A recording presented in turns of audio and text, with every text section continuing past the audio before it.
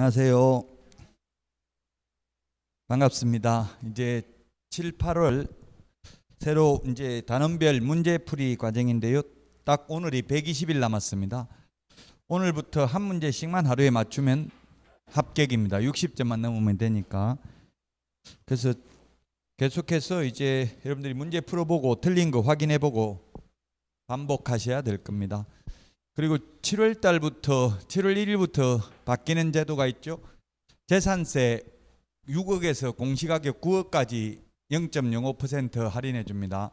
그 재산세 부담이 경감되고, 그 다음에 DSR을 강화했습니다. 7월 1일부터 이제 40%, 이 규제 지역에서는 40%, DSR 옛날 DTI에서 지금은 DSR이죠.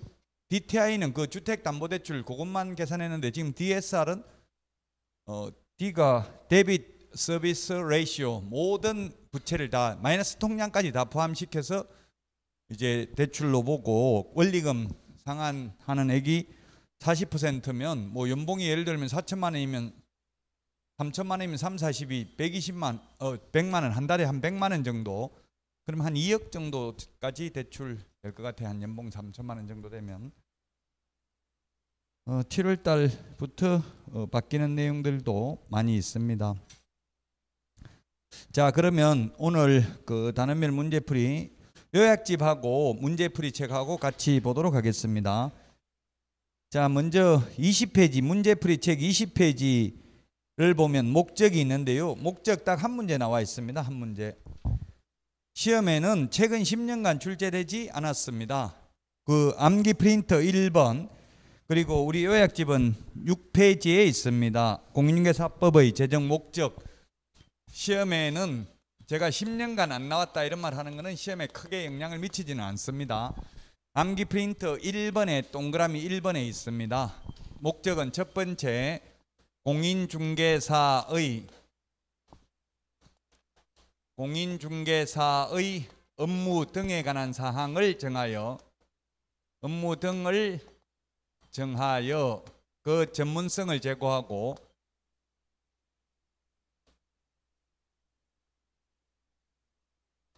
부동산 중개업을 건전하게 육성하여 국민경제에 이바지하는 게 목적입니다. 국민경제 이바지. 그래서 시험에는 어떻게 나왔냐면 21회 때 마지막으로 출제되었는데요. 명문으로 규정된 목적이 아닌 것은 이렇게 시험에 나왔습니다. 명문이라는 것은 법조문 있는 그대로 대답해야 되지 해석을 하지 말라는 이야기입니다. 좋은 말 고르지 말고 법조문 그대로 대답하라는 이야기예요. 근데 사실 현실적으로 생각을 해보면 논리적으로는 모순입니다. 그래서 이게 어려워요. 그냥 그대로 암기하는 수밖에 없어요. 왜? 공인중개사라는 건 자격을 취득한 사람인데 자격 취득해도 아무 일도 못하지. 업무할 수 있는 게 아무것도 없다고요. 보조도 못해요. 보조하려면 고용신고가 돼야 되잖아요. 근데 이거 그냥 자격증 딴 사람은 업무를 못하는데 업무를 정한다는 게 논리적으로 보면 모순이고요. 논리적으로 본다면 개업 공인중개사 등의 업무 등에 관한 사항을 정한다고 하는 게 제가 볼 때는 맞아요. 어쨌든 제 생각 필요 없고요. 그냥 공인중개사의 업무 등에 관한 사항을 정합니다. 그래서 시험에 개업공개사의 업무 등을 정한다 X, 개업공개사 등의 업무를 정한다 해도 X입니다. 그냥 공인중개사의 업무 등을 정한다라고 그냥 법조문 있는 그대로 기억을 해야 된다고요. 그 다음에 시험에 중개업을 육성하는데 중개 업무를 육성한다, 중개업자를 육성한다 X로 출제됐고요. 국민경제 이바지 대신에 국민재산권 보호 해도 X입니다. 그래서 이런 것들이 바람직하지 않기 때문에 최근 10년간 시험에 나오지 않았다는 이야기입니다. 21회 때 마지막으로 출제됐습니다. 자, 그래서 20페이지 일단 문제 딱 한 문제 있으니까요. 이 법은 공인중개사의 업무 등에 관한 사항을 정하여 그 전문성을 제고하고 부동산 중개업을 건전하게 육성하여 국민경제 이바지함을 목적으로 합니다. 1번이 답입니다. 우리 암기 프린터 1번에 있으니까 암기 프린터 목적이 보면 1번 동그라미 1번 동그라미 2번 두 개가 있죠. 동그라미 1번은 공인중개사법의 목적이고요. 암기 프린터 1번. 동그라미 2번은 부동산 거래 신고 등에 관한 법률 목적입니다. 부동산 거래 신고 등에 관한 법률 목적은 아직까지 시험에 나온 적은 없습니다. 공인중개사법 목적만 10년 전에 출제됐습니다. 자, 그래서 이제 용어정의 보겠습니다. 21페이지 요약, 우리 문제풀이책 21페이지, 그 다음에 요약집은 7페이지. 용어의 정의 중요합니다. 시험에 반드시 출제됩니다. 용어의 정의는 가장 어려운 게 공인중개사법에서 가장 어려운 부분이 이 용어 정의와 중개 대상물 두 개가 가장 어렵습니다. 총칙입니다. 총체적 규칙이고요. 관념적입니다. 공법은 어려운 이유가 내용이 많기 때문에 어렵지 해석을 못해서 어려운 건 없어요. 공법은. 근데 이건 해석상의 문제니까 어렵다는 이야기입니다.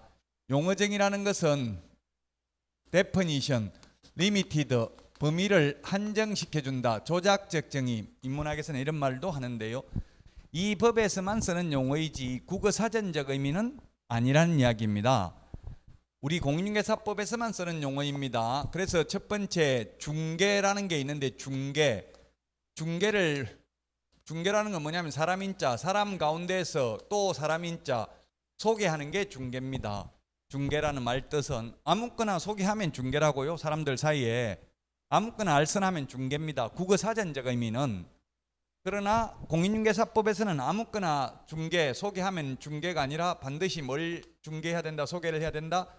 중개 대상물을 알선하는 게 중개이고요. 중개 대상물에 대하여 거래 당사자 간의 매매, 교환, 임대차뿐만 아니라 그 밖의 권리의 득실 변경에 관한 행위를 알선하는 게 중개입니다. 그 어려운 게 그 밖의 권리가 뭔지 시행령, 시행규칙에도 없고 판례도 별로 없습니다. 해석상의 문제니까 어렵다고요. 어렵다는 건 논란의 여지가 있다는 이야기예요. 내용이 뭐 어려워서 어려운 게 아니라 다툼의 여지가 있으니까 어렵다는 이야기입니다. 자, 그래서 중개 대상물을 알선해야 됩니다. 따라서 판례에 의하면 권리금 중개 대상물이 아닙니다. 이동식 세차장 구조물 이런 거 중개 대상물이 아닙니다. 그러면 중개 대상물이 아닌 권리금을 알선해도 중개가 아니고 중개 아닌 것을 하고 받는 돈은 중개보수도 아니죠. 따라서 중개보수 규정이 적용이 안 되니까 권리금 알선하고는 돈 많이 받아도 됩니다. 분양대행하는 것도 중개 아닙니다. 그래서 분양대행 수수료 소위 MGM 0.9% 초과해서 받아도 공인중개사법 위반이 아닙니다. 중개가 아니기 때문에 중개를 하고 받는 돈이 중개보수입니다. 그래서 중개라는 용어가 중요하다고요. 반드시 중개대상물을 알선해야 된다. 매매, 교환, 임대차뿐만 아니라 그 밖의 권리가 시험에 나왔던 거 위주로만 보면 저당권 등 담보물건이 있고요. 이 저당권이 비록 금전 소비대차 알선에 부수하여 이루어졌다 하더라도 달리 볼 것도 아니다. 돈 빌려주고 저당권 설정하는 것을 알선하는 것도 중개이다. 이게 뭐냐면 판례가 지금 또 법정금리가 지금 20%로 낮아졌어요. 7월 달부터 법정금리가 24%에서 20%로.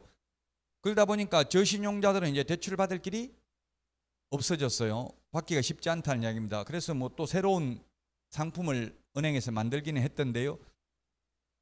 어쨌든 그래서 이제 20%, 24% 이렇게 빌리다가 제1금융권 하면 금리가 뭐 한 4% 이 정도밖에 안 되잖아요. 훨씬 싸죠. 그래서 옛날에 대출 브로커들이 제1금융권에 기업체에 수백억 대출을 알선하고 수억 원의 커미션을 받아먹는 사건들이 많이 일어났습니다. 그걸 처벌하려고 하니까 마땅히 처벌할 게 없어요. 그래서 검사가 기소를 할 때 뭐 공인중개사법 위반으로 기소했다고요. 즉 무등록 중개업자로 처벌해달라고 기소를 한 거예요. 왜? 이 저당권 설정 알선하는 거는 그 밖의 권리를 알선하는 거니까 그 밖의 권리가 문제 없으니까 그냥 갖다 붙인 거예요. 이거 그 밖의 권리다. 그러므로 계속 돈 받고 중개를 하면 무등록 중개업 자격증도 안 따고 했으니까 무등록 중개업자로 처벌을 해달라고 했는데 판사가 무등록 중개업자 맞다. 3년 이하의 징역이나 3천만 원 이하의 벌금에 해당된다라고 했습니다. 그래서 여러분들이 현업에 종사하면 대출 알선하면 0.3% 정도 커미션 줍니다. 저도 중개사무소에 근무해 보니까 오히려 손님 오는 것보다 대출 상담사가 찾아오는 게 더 많아요. 하루에 굉장히 많이 와서 대출 그 받겠다고 찌라시 주고 가요. 말도 안 하고 그냥 찌라시만 주고 가버려요. 그 사람들은 뭐 계속 중개업소 다니면서 하루 종일 그것만 돌리는 것 같아. 찌라시. 그러면 필요하면 또 연락 오겠죠. 괜히 말하고 있어봐야 시간만 걸리니까 아무 말 안 하고 그냥 찌라시만 하나 던지주고 가버리더라고요. 그 대출 상담사들인데 보통 0.3% 정도 커미션 받는데 왜 0.3%를 주냐면 법정 보수가 아무리 낮아도 시조절에 보면 0.3%보다는 높죠. 그래서 0.3% 주고 요즘은 뭐 0.2% 주는 금융기관도 있다더라고요. 어쨌든 그 저당권 설정을 알선하는 것 중개이기 때문에 개업공개사는 이것을 알선하고 대출 커미션을 받아도 되는데 무등록 중개업자가 계속 받으면 처벌받는다는 이야기입니다. 저당권 설정, 이게 저당권 등 담보물건이라고 하면 저당권, 근저당, 담보가등기 이런 것들이 해당된다고 봐야 되고요. 유치권, 질권을 의미하는 것은 아닙니다. 그래서 어렵습니다. 등이라고 했는데 이게 등이 뭔지 구체적으로 적시된 게 없기 때문에 해석상이 문제니까 어렵다고요. 자, 그 다음에 두 번째 환매권이라는 게 있습니다. 민법 용어입니다. 전부 다 이 용어를 잘 모르면 인터넷에 검색해 보시면 많은 내용들이 있을 겁니다. 유치권이 있고 그 다음에 법정 지상권이 있고 법정 저당권이 있습니다. 환매권이라는 것은 뭐냐면 환매, 다시 살 수 있는 권리가 환매권입니다. 등기된 환매권 양도할 수 있고 이것을 양도하는 것을 계속 양도하는 걸 중개하는 것도 중개이기 때문에 개업공개사만이 이것을 알선하고 계속해서 돈을 받을 수 있다는 이야기입니다. 환매권. 그 다음에 유치권, 법정지상권, 법정저당권 요 세 개는 성립, 설정에는 중개 개입 여지가 없고 이전, 양도할 때에는 중개상 권리이다. 근데 시험에는 아무 말 없이 그냥 유치권이라고만 나와도 또는 법정지상권이라고만 나와도 중개상 권리가 된다라는 취지로 출제를 했어요. 조금 논란의 여지는 있지만 그래서 어렵다고 했어요. 제가 가장 어려운 부분이 공인중개사법에서 오늘 하는 이 총칙 부분입니다. 유치권은 민법에 의하면 유치권은 법정담보물건이니까 법률의 규정에 의해서 당연히 성립합니다. 그 물건에 관하여 생긴 채권이어야 되고요. 변제기가 도래해야 되고 점유하고 있어야 되고 민법상 요건을 갖추면 자동으로 성립되는 거죠. 따라서 예를 들면 집 수리했는데 집 수리비를 안 주면 당연히 그 집을 유치할 수 있고 세탁물 맡겼는데 세탁비 안 주면 세탁물을 안 내주고 가지고 있을 수 있는 권리, 그게 유치권이라고요. 그래서 유치권은 당연히 성립하기 때문에 성립에는 개입 여지가 없고 판례에 의하면 이게 6회 시험에 유치권 중개상물 아니라고 시험에 나왔어요. 6회 때까지는. 근데 11회 시험에 2001년도 11회 시험에서 서울행정법원 판례가 바뀌었다고요. 뭐라고 서울행정법원 판례가 나왔냐면 유치권도 일신전속적이 아닌 재산권으로서 피담보채권과 목적물의 점유를 함께 이전할 경우 그 이전이 가능하며 부동산 유치권이라 하여 달리 볼 것도 아니다. 그러므로 중개상 권리에 해당된다. 이렇게 판례가 나왔습니다. 11회 시험에. 그래서 결론은 중개상물이다. 이전할 때는. 법정지상권, 법정저당권도 성립에는 개입 여지가 없지만 법정지상권도 민법 판례에 의하면 건물은 양도하지 않고 법정지상권만 양도할 수도 있다고요. 그 법정지상권만 양도할 때는 그것은 중개대상 권리이기 때문에 개업공개사만이 계속해서 중개를 업으로 할 수 있다. 법정지상권 민법 시험에 나오죠. 나대지 저당권 설정 당시 나대지의 저당권을 설정하고 그 이후에 건물을 신축해도 법정지상권 인정되지 않죠. 법정지상권 민법 시험에 한 문제 나옵니다. 중개실무에는 거의 안 나오고요. 어쨌든 중개상 권리입니다. 나대지 이런 말 나오면 중개상물 아닙니다. 신축 이런 말 나와도 아니죠. 저당권 설정 후 신축됐다면 법정지상권이 인정되지 않습니다. 민법도 이해를 해야 되지만 나중에 되면은 거의 답이 나와야 돼. 보면 느낌으로 이게 답이 뭐다는 걸 느낌으로 알고 바로바로 찍어야지. 그 다 읽고 생각하고 있으면 시간이 없어서 풀시 못할 수도 있어요. 물론 지금은 좀 생각을 해야 되지만 나중에 시험 임박해서는 답이 정형화되어 있는 건 딱 암기를 하고 있어야 돼. 무슨 단어 나오면 이건 틀렸다 이런 것들을. 자, 중개를 받고요. 그 다음에 중개를 업으로 직업으로 하는 게 중개업입니다. 직업으로 하는 게. 그 다음에 공인중개사가 있고요. 공인중개사. 그 다음에 네 번째 개업 공인중개사가 있고 소속 공인중개사가 있습니다. 소속 공인중개사, 그 다음에 중개보조원이 있습니다. 자, 중개업은 직업의 줄임말이 업입니다. 중개업은 세 가지가 필요 충분 조건입니다. 다른 사람의 의뢰에 의하여 일정한 보수를 받고 중개를 업으로 하는 게 중개업입니다. 보수 안 받고 공짜로 하면 중개업 아닙니다. 중개업은 개업공개사만 할 수 있고 중개는 아무나 해도 됩니다. 개업공개사 아닌 자도 중개는 해도 된다고요? 이게 개업공개사 여러분들 입장에서 보면 별로 바람직하지 않다고요. 이 용어 정의가. 예를 들면 법무사법에서는 법무사가 아닌 자가 등기 신청 대행을 단 한 번만 해도 보수를 안 받고 해도 법무사법 위반입니다. 그래서 개업공개사가 손님을 위해서 등기 신청 대행 한 번이라도 해주면 법무사법 위반으로 처벌받는다고요. 근데 우리는 보수 안 받고 하면 처벌 안 받는다고, 무자격자라도 공짜로 해주면. 그리고 또 한 번만 하면 직업이 업이 아니기 때문에 한 번만 해줬어도 역시 처벌 안 받습니다. 그래서 현실적으로 무자격자들, 어제도 어디 지나다가 보니까 간판에 보니까 부동산 컨설턴트, 컨설팅 전문 이렇게 적어놨더라고요. 컨설팅 업자라도 부동산이라는 말을 쓰면 안 된다는 판례가 있거든요. 개업공개사가 아닌 자는 발품 부동산, 부동산 카페, 부동산이라는 용어는 쓰면 안 된다, 간판에. 그 부동산이라는 말은 없더라고요. 부동산 컨설팅 전문 이렇게 해놓고 유리창에는 보니까 아파트, 빌라, 토지, 매매 이렇게만 해놨어. 매매 중개한다는 말도 안 해놓고 매매 이래놓으면 그 사람들이 보면 그거 지금 그 현실적으로 전화해서 물어보니까 중개됩니까? 물어보니까 예 됩니다 이러더라고요. 전화해서 물어보니까 그 무등록 중개업자로 고발하면 처벌해야 되는데 고발하면 또 나 한 적 없다, 중개한 적은 없다. 그런 분들 어떻게 계약서는 어떻게 씁니까? 제가 물어봐서 전화해가지고 물어보니까 예 계약서는 법무사 사무실에 가서 씁니다 이러더라고요. 어차피 법무사들이 등기 이전할 때 필요하잖아요, 계약서. 그 법무사 사무소에 가서 쓰고 자기 사무소에 쓰지도 않아요. 그러니까 현실적으로 무등록 중개업자를 처벌하기가 어렵다는 이야기예요. 걸리면 나 그 돈 안 받고 했다, 예를 들면 또 이럴 수도 있고요. 아니면 한 번밖에 안 했다 이때까지, 이러면은 실제 처벌하기가 어렵다는 이야기입니다. 자, 업이 되려면 직업인데, 직업이 되려면 직업, 업보, 불교에서 업보 이런 말을 하는데, 직업이 되려면 불특정 다수와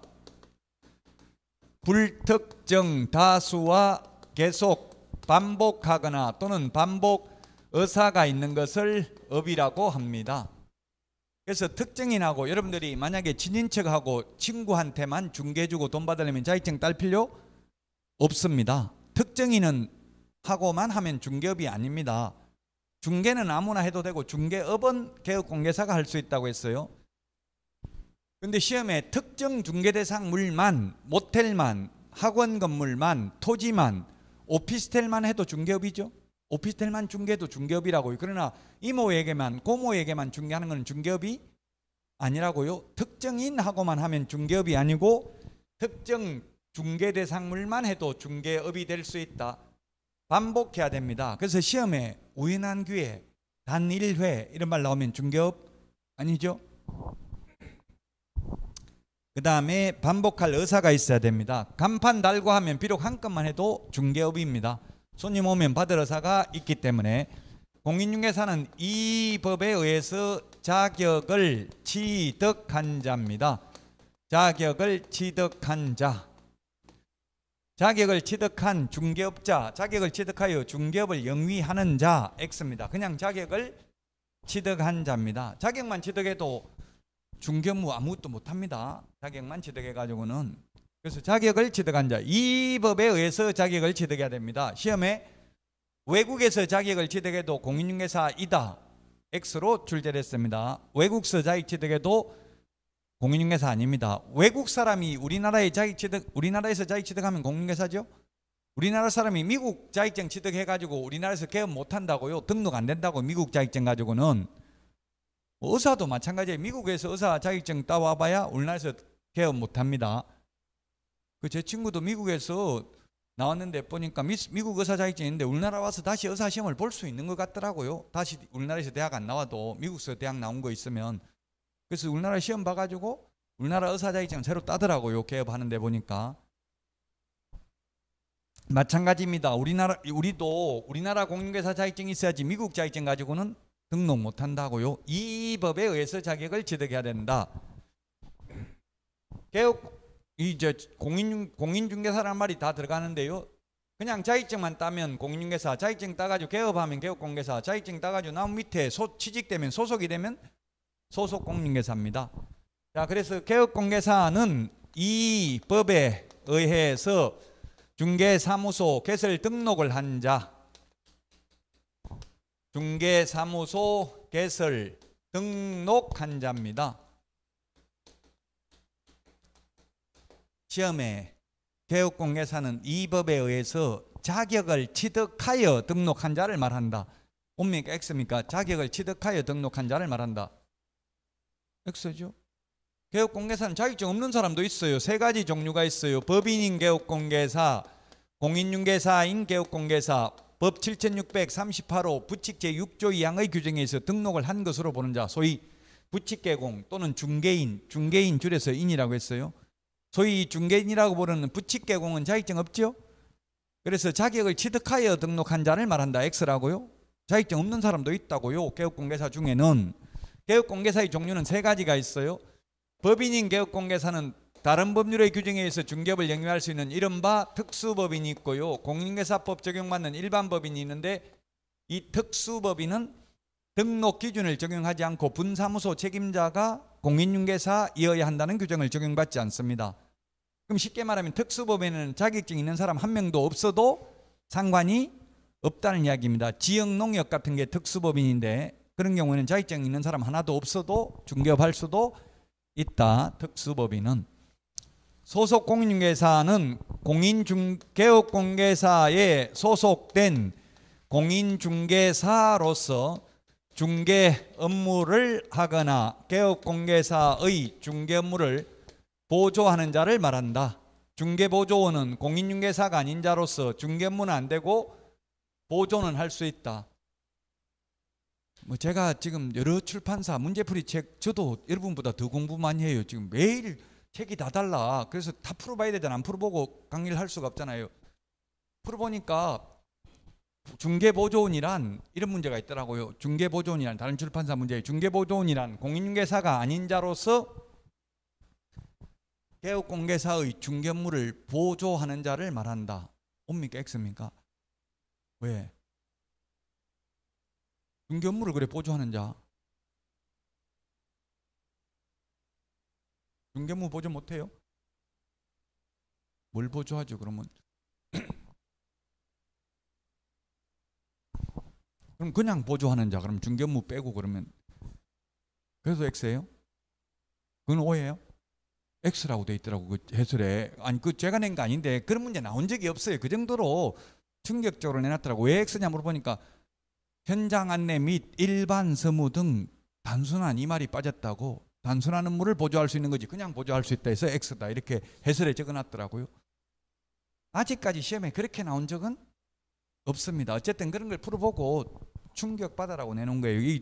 그래서 총칙 부분은 어렵다는 이야기의 문제가 저도 다 풀기 쉽지 않아요. 다른 사람이 내놓은 거는 솔직히 말하면 너무 자의적으로 해석해 놓은 게 많기 때문에. 어쨌든 보조원은 저는 여기 오라고 돼 있어 그냥 보조할 수 있다고 돼 있는데 그 법조문에는 그냥 보조가 아니, 소속 공인중개사는 보조할 수 있다 돼 있는데 중개보조는 현장 안내 및 일반 서무 등 단순한 업무를 보조할 수 있다고만 돼 있어요. 계약서 작성하는 거 보조 이런 거 못 한다는 이야기예요. 이론적으로는. 현실적으로 그렇게까지 보조원들이 오히려 더 잘해요. 실제 현업에 가면은. 어쨌든 그래서 현업에 있는 분들이 합격하기가 어렵다는 이야기입니다. 그 출제하는 교수들은 현업을 해본 적이 없고 그냥 법조문에 있는 거 가지고 말장난을 한다고요. 말장난이 가장 심한 과목이 공인중개사법이에요. 자, 중개업무가 뭔지 법에 없습니다. 중개업무가 뭔지 없는데 중개업무가 유권 해석은 국토부 장관에게 중개업무라는 게 뭡니까? 법조문에 없던데요. 물으니까 계약서 작성, 확인 설명, 그 다음에 확인 설명서 작성 이런 것들이 해당된다고 보아야 할 것입니다. 이렇게 해석하고 있더라고요. 그래서 보조원은 계약서 작성, 확인 설명서 작성 이런 거 못한다. 보조원은. 그리고 자격증 있는 임원은 소속 공인중개사입니다. 임원 또는 사원. 자격증 없는 임원은 그럼 반대 해석을 하면 중개보조원입니다. 굳이 분류하자면 자격증이 없는 임원은. 그래서 모든 임원은 계약서 작성할 수 있다 없다 하면 둘 다 X죠. 자격증 있는 임원은 소속 공인중개사니까 중개업무 수 있으므로 계약서 작성할 수 있고, 자격증 없는 임원은 중개보조원이니까 계약서 작성할 수 없다.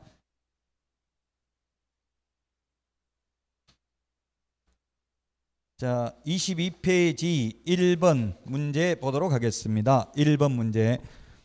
용어정의 틀린 것입니다. 1번. 외국에서 자격증 따도 공인중개사 아니라고 했죠? 이 법에 의해서 자격을 취득해야 된다. 베트남 분이 우리나라에서 합격하면 공인중개사입니다. 1번은 맞고요. 2번은 금전 소비대차 알선에 부수하여 대출받는 걸에 부수해서 저당권 설정 알선하는 것도 중개라고 했죠. 그래서 대출 커미션 받아먹으면 무등록 중개업자로 처벌받는다 했습니다. 중개업에 해당되지 않는다 해서 X입니다. 금전 소비대차 알선에 부수하여 이루어졌다 하더라도 달리 볼 것도 아니다. 그래서 2번이 틀린 정답입니다. 그 다음에 3번. 거래 당사자 사이에 부동산에 관한 환매계약이 성립하도록 알선하는 행위도 중개에 해당한다. 기출문제입니다. 이거는. 예, 이렇게 출제됐습니다.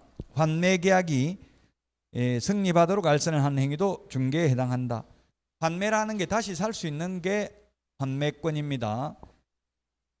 4번. 공인중개사 자격 취득 후 중개사무소 개설 등록을 하지 아니한 자는 개업공개사가 아니다. 예, 개업공개사는 등록을 한 자잖아요. 맞습니다. 그래서 자, 그 다음에 5번. 중개 보수를 받고 오로지 토지만 중개를 업을 하는 경우 중개업에 해당한다. 특정인하고만 하면 중개업 아니라고 했죠. 이모하고만, 오로지 이모에게만 중개를 업으로 해도 그건 중개업이 아닙니다. 특정인하고만 하면 중개업 아니기 때문에 자격증 딸 필요 없다고요. 그런데 오로지 토지만 계속 중개하려고 해도 중개업이니까 자격증 안 따고 그냥 하면 무등록 중개업자로 처벌받는다는 이야기죠. 토지만, 모텔만, 학원 건물만, 아파트만 계속 중개해도 중개업이고, 이모에게만, 초등학교 동창생들에게만 중개하려면 그건 자격증 딸 필요 없어요. 중개업이 아니니까. 특정인하고 하면 중개업이 아니고 특정 중개 대상물만 해도 중개업이다.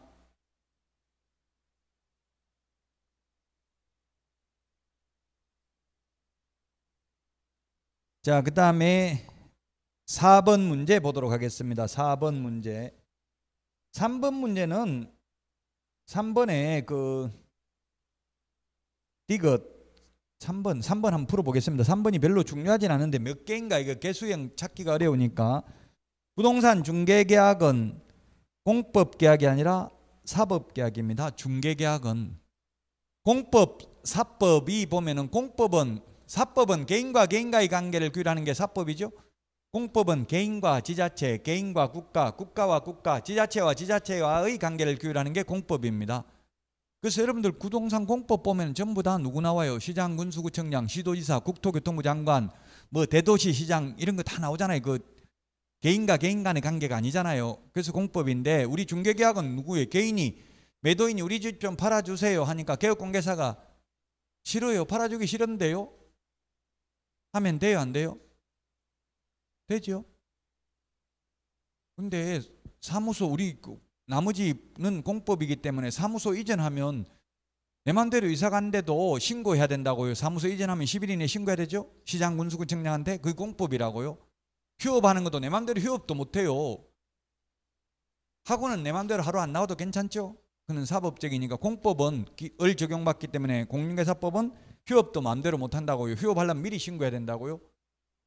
시장, 군수구청장에게. 그래서 중개계약은 사법상 사법계약, 공법이 아니고 사법이니까 집 팔아주세요 하는데 싫어요, 못 팔아주겠는데요, 다른 중개업소 가든지 알아서 하세요 해도 상관이 없다. 공인중개사법 위반 아니다. 그래서 틀렸고, 니은은 중개행위는 사실행위고 중개행위의 대상은 법률행위다. 중개계약은 법률행위입니다. 중개계약, 계약은 법률행위죠. 민법에. 사실행위, 법률행위, 민법에 가장 어려운 부분, 민법 총칙에서 가장 어려운 게 이게 법률행위입니다. 자, 계약은 법률행위입니다. 그러니까 그 계약 체결하는 걸 중개하는 거니까 그 중개행위의 대상은 법률행위다. 맞습니다.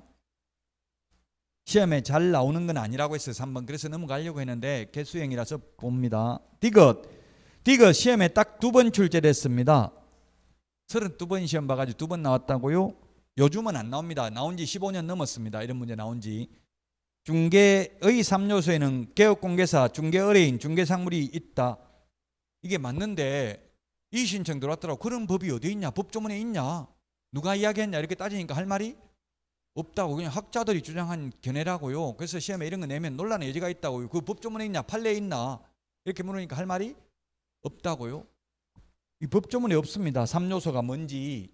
그냥 학자들이 주장하는 거기 때문에 요즘은 이런 게 출제 안 된다고요.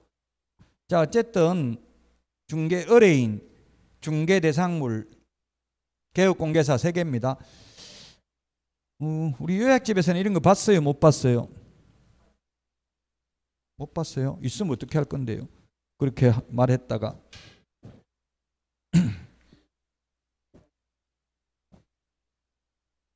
자, 요약집 중개 실무 어디 있을 것 같은데 제 생각에는 실무 거기 142페이지 없다고 못 봤다고 했는데 있기만 있으면 어떻게 할 건지 142페이지 맨 밑에 부동산 중개의 3요소 있어요 없어요?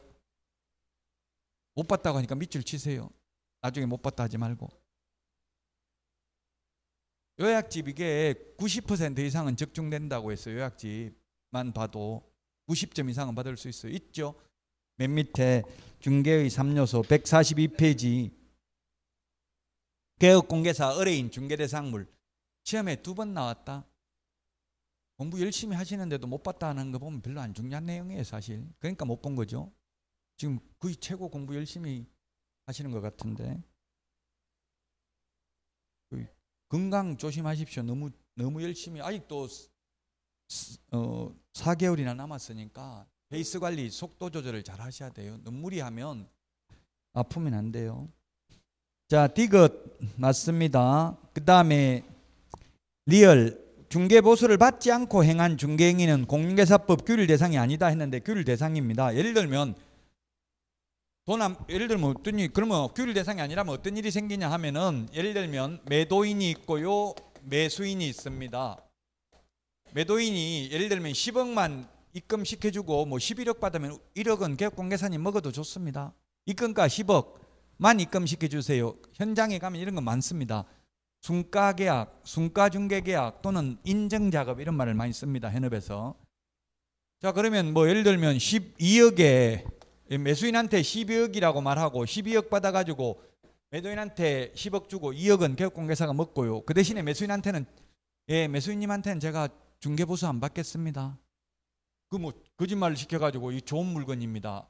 이게 가격 속이는 것 자체가 거짓된 행위입니다. 금지행위입니다. 판례에 의하면. 이렇게 하면 매수인이 불측의 피해를 매수인한테는 수수료 보수 안 받았다고요. 한 푼도. 그래도 매수인은 손해봤잖아요. 지금 12억, 2억 손해본 거잖아요. 그래서 중개보수를 안 받아도 확인 설명을 해야 되고 확인 설명을 하지 않거나 잘못해서 의뢰인에게 재산상 손해가 발생했다면 비록 보수를 받지 않았다 하더라도 손해배상을 해야 된다는 게 판례예요. 그래서 보수를 받지 않아도 공인중개사법 규율 대상이 됩니다. 미엄 중개행위의 범위에는 거래 당사자 중 일방으로부터만 의뢰를 받아 일방만을 위해 행하는 중개행위는 포함되지 않는다. 이게 공동중개잖아요. 해당됩니다. 중개행위냐 아니냐 이게 참 또 어려운데요. 중개에 포함되냐 중개행위냐 이런 게 이게 무슨 말이냐 하면은 예를 들어서 공동중개를 하면 자 공동중개를 하면 현실적으로는 어떻게 되냐 하면 매도 의뢰를 받은 A라는 개업공개사가 있고요. A라는 개업공개사가 있고 매수 의뢰를 받은 B라는 개업공개사 이런 경우 공동중개 이게 일방만을 위해서 중개하는 거잖아요. 한쪽에만 의뢰받았으니까. 그럼 현실적으로는 보통 A는 중개보수를 매도인한테 받고 B는 매수인한테만 받죠. 중개보수를 현실적으로 보통 보면. 자 그러면 확인 설명은 누구한테 해야 돼요? 확인 설명은 매수인한테 확인 설명해야 되죠. 그 확인 설명을 안 해가지고 이렇게 공동중개를 했는데 손해가 발생했으면 책임이 누구에게 있냐고요. B가 매수 의뢰를 받았으니까 B가 매수 의뢰인한테 확인 설명 안 했으니까 B만 손해배상 책임이 있다. A만 있다. 두 사람 다 있다. 답은 뭐냐고요. 두 사람 다에게 손해배상 책임이 있다고요. 물론 이 매수 의뢰인한테만, 갑이 매수 의뢰인이면 갑한테만 설명하면 됩니다. 만약 을이면 을한테는 설명 안 해도 되는데 이 두 사람 다 설명 의무가 있어요. 그래서 손해가 발생했으면 두 개업공개사 모두 다 책임이 있다고요. 그래서 이게 일방한테만 의뢰받았다 하더라도 공동중개하면 손해배상 책임은 모든 개업공개사에게 다 있다고요. 그래서 의뢰인 입장에서 보면 공동중개하는 게 오히려 손해배상 받을 수 있는 게 더 크죠. 만약에 A 개업공개사, B 개업공개사가 각각 1억 보험 가입돼 있잖아요. 보험을. 그러면 2억 받을 수 있는 거죠. 각각 1억씩 해서 최대 손해가 2억 발생했다면. 근데 단독중개 혼자서 했다면은 보험회사에서 받을 수 있는 돈은 1억밖에 안 되잖아요. 한도가. 물론 개인 돈 받아낼 수는 있지만 현실적으로 개인 돈 받아내는 건 쉬운 일이 아니죠. 보험금 받는 건 쉽잖아요. 판결문만 가져가면 보험금 받을 수 있으니까. 자, 답 2번입니다. 2번. 니언 디귿. 옳은 내용입니다. 니언 디귿. 자, 그 다음에 4번입니다. 23페이지 4번. 용어와 관련된 설명으로 옳은 것입니다. 1번. 일정한 보수를 받고 부동산 중개 행위가 부동산 컨설팅 행위에 부수하여 업으로 이루어졌다면 중개업에 해당한다. 이게 무슨 말이냐면 맞습니다. 이게 제가 아까 간판은 컨설턴트 적어놓고요. 실제로는 중개업을 하고 있어요. 그 적발되니까 검사가 너 중개업 했지? 무등록 중개업자지? 물으니까 아니요. 나는 컨설팅 위주로만 하고 중개는 몇 건 안 했는데요. 이렇게 대답을 한 거예요. 아예 안 했다고 해야지 몇 건 안 했는데 이러니까 검사가 또 그래 몇 건 안 했지만 그래도 몇 건 하긴 했잖아. 그러니까 예 조금 하긴 했는데 조금 했으면 그걸 지급을 했으면 단 한 번만 한 게 아니라면 몇 건 하긴 했으면 무등록 중개업자로 처벌받는다는 이야기예요. 주된 업무는 컨설팅이라 하더라도 무등록 중개업자로 처벌받는다는 판례예요. 부수하여 컨설팅은 부수적으로 컨설팅이 주된 업무고 중개는 부수적으로 했다고요. 많이는 안 하고. 그래도 어쨌든 한 번만 한 게 아니라 직업적으로 업으로 했다면 반복했다면 무등록 중개업자로 처벌받는다는 판례다. 중개업에 해당되니까 자격증 안 따고 했으니까 무등록 중개업자잖아요. 처벌받는다는 판례입니다. 그래서 1번이 정답입니다. 여러분들이 그 변호사 조력을 안 받고 검찰 조사 받으면 무조건 유죄예요. 묻는 거 유도 질문에 넘어가면 유죄예요.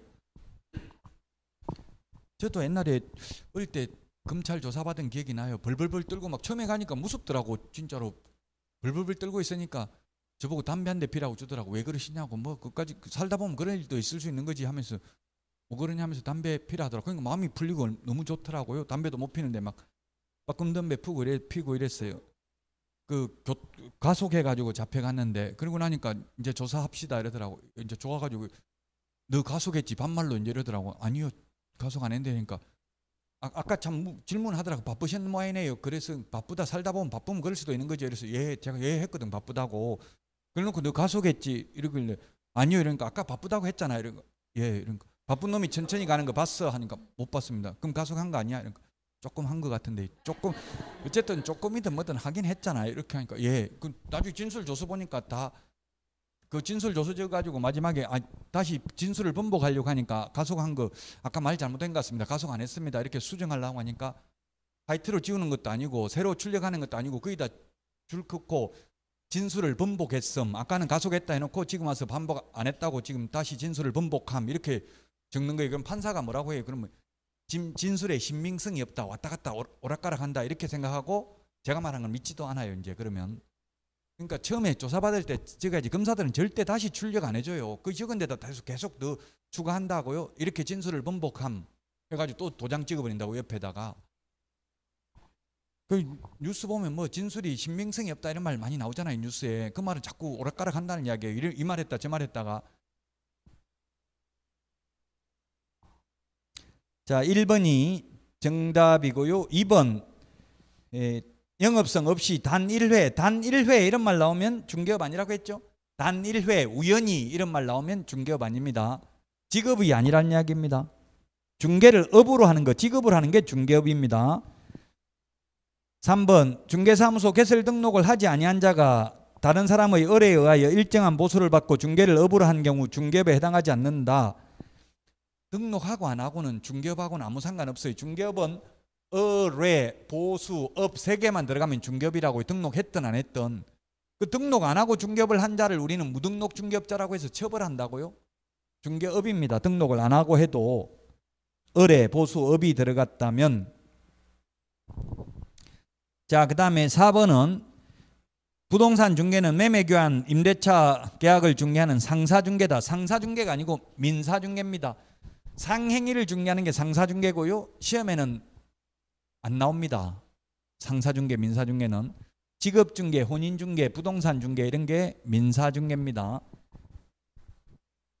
4번은 어쨌든 틀렸고요. 5번은 그 별로 자주 안 들어봤던 거는 별로 안 중요하다고 보시면 돼요.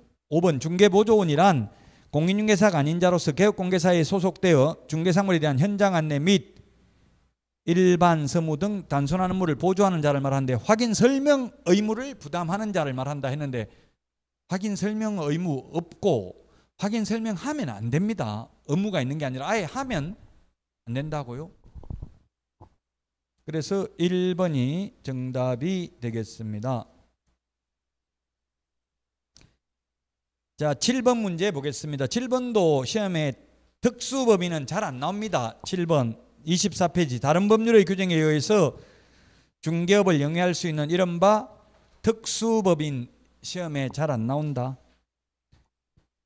1번 지역농협은 1,000만 원 이상 보정 설정해야 됩니다.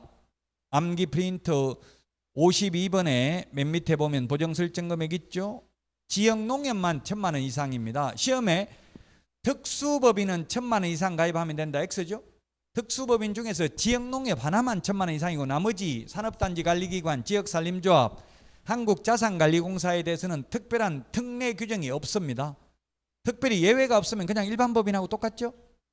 그래서 시험에는 잘 안 나오지만 특수법인에 대해서 특수법인은 분사무소 설치 개수 제한도 없습니다. 일반 법인하고 똑같다고요. 설치 개수 제한이 없는 게 아니라 개수 제한이 있네요. 주된 사무소가 속한 시군구를 제외한 시군구별로 설치하되 1개소를 초과할 수 없다. 이게 똑같다고. 일반 법인하고 특수법인도 보정 설정 금액 지역농협 빼고는 똑같습니다. 인장 등록해야 됩니다. 특수법인도. 아까 특수법인은 뭐라고 했어요? 분사무소 책임자가 공인중개사할 필요 없고 등록 기준 적용되지 않는다. 요 두 개만 예외가 있고 나머지는 예외가 없어요. 특수법인도. 특수법인의 업무지역 범위도 전국이라고 봐야 돼. 일반 법인하고 똑같이 해석상. 2번 지역농협협동조합은 농지 매매 임대차 교환 중개를 할 수 있습니다. 그것도 조합원을 대상으로.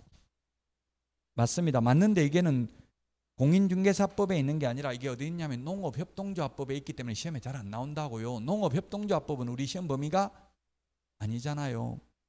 3번 다른 법률의 규정에 의해서 중개업을 할 수 있는 법인의 분사무소 책임자는 공인중개사이어야 한다. 이거는 중요해요. 우리 공인중개사법에 특수법인은 그러하지 아니하다 이 말이 있잖아요. 암기 프린트 3번 맨 위에 있습니다. 암기 프린트 3번 맨 위에 있죠.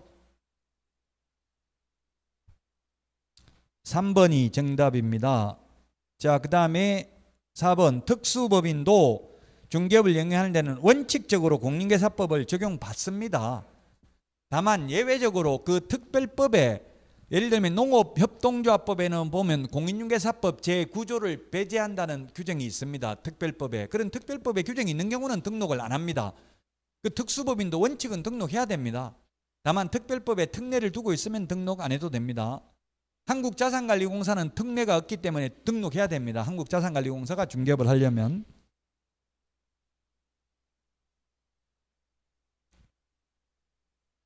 자, 그 다음에 4번 다른 법률의 규정에 의해서 중개업을 할 수 있는 법인은 공인중개사법 제14조에 규정된 법인 겸업 가능한 업무를 수행할 수 없다. 우리 암기 프린트 24번에 보면은 법인이 겸업할 수 있는 거 6가지가 있잖아요. 경공매, 매수 신청 대리 등이 있는데 지역농협은 경공매 매수 신청들이 할 수 없는 것으로 해석하고 있다고요?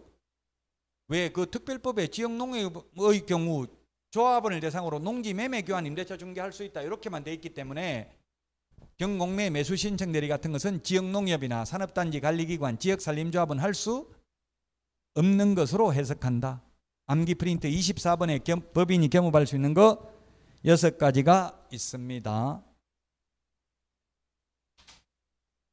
자, 여기까지 용어 정의를 했는데 용어 정의가 시험에 한 문제 반드시 출제됩니다. 자, 오늘 내드린 문제 빨리 다 풀어보시고요. 쉬었다가 25페이지 공인중개사 정책심의위원회부터 하도록 하겠습니다.